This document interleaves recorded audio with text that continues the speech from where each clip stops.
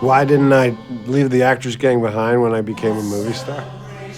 When I started to get work as an actor when I was 23, 24 years old, I didn't really think that was the best thing in the world. And so I would tell my agent, well, I got enough money now to pay rent for 5 months. I'm gonna go produce a play and direct it.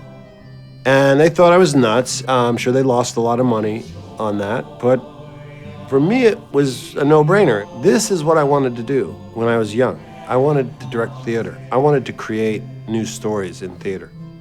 My home, my base, has always been the Actors Gang.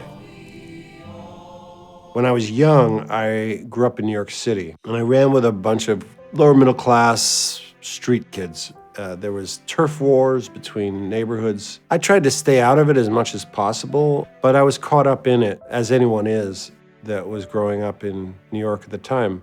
And a couple of my friends wound up in prison. And so when I became a young man telling stories in theater and in film, I still have compassion in my heart for those kinds of people because I don't feel that much different than them. I would say that whatever in my life, my early life, led me to be cast in Shawshank was more related to our prison work than Shawshank itself. We work in prison. We work with people that are definitely not free. They are locked up every night. And one of our challenges when we're working with these people, how do we get them to allow emotion and expression that has never been asked of them before?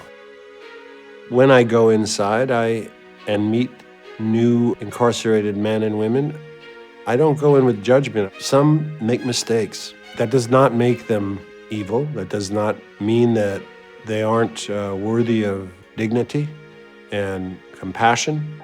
I believe to involve themselves with this kind of rehabilitation. It's essential in a society. If you do not do that, they're just going to come out of prison at some point worse than they went in. See you in 15 minutes. It feels great to be back to show the new Actors Gang piece, Harlequino Onto Freedom. Harlequino Onto Freedom is a dialectic between two schools of thought on what the Commedia dell'arte is. What is the Commedia dell'arte? There is the scholar who is presenting a lecture with a slideshow of the Commedia dell'arte. And his slideshow is interrupted and hijacked by a troupe of actors that want to tell their own version of what the Commedia dell'arte is. Commedia dell'arte. Everybody knows it. It's a very simple story. Two young lovers that want to be together. The father of usually the woman, is promising her off to a marriage to a rich gentleman that he knows. She's in love with a young man who is not as wealthy as that gentleman.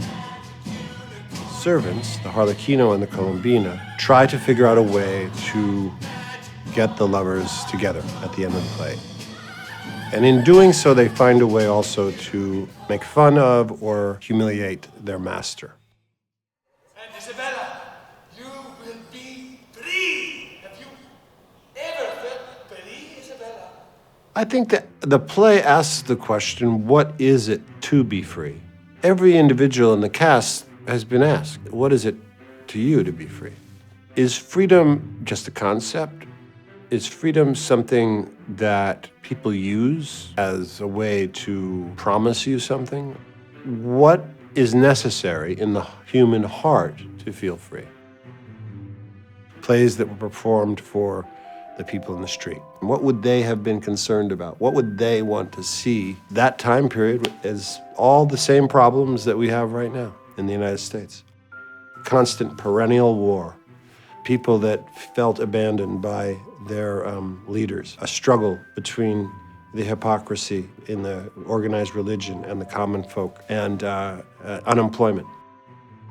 It's awfully seductive to be in the movies. Everyone tells you you're great, and everyone is there with a coffee and a croissant for you, and people start to treat you like not a human being anymore. You start getting treated like some kind of elevated. I never bought into that. I always felt that was kind of artificial and weird.